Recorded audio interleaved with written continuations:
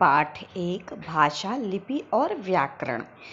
देखिए, पढ़िए और समझिए। रोहन: माँ, मुझे बहुत जोर से भूख लगी है। माँ: बेटा, भोजन मेज पर थाली में रखा है, जाकर खा लो।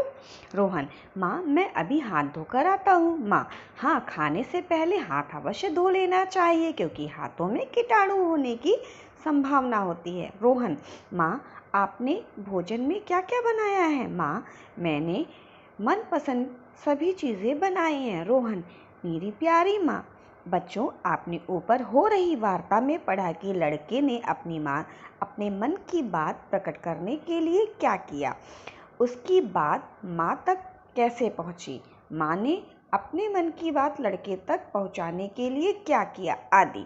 निश्चित रूप से ही माँ और बेटे ने एक दूसरे से बातचीत करके अपने विचारों का आदान प्रदान किया।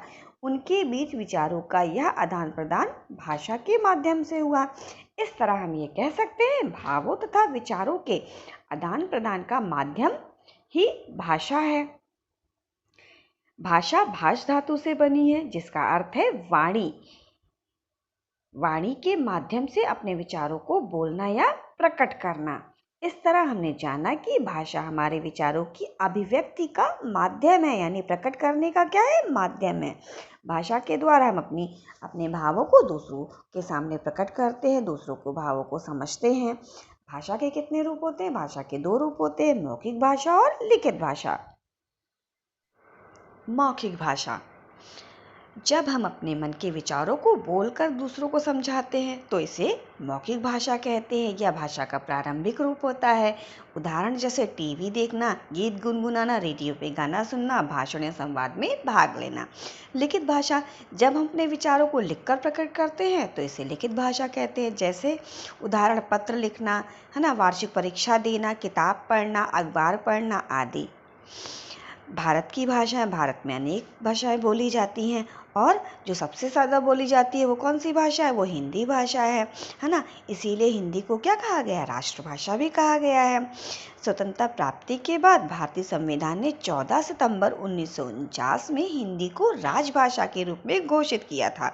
राजभाषा हिंदी में सरकार का सब कामकाज चलता है राजभाषा के द्वारा।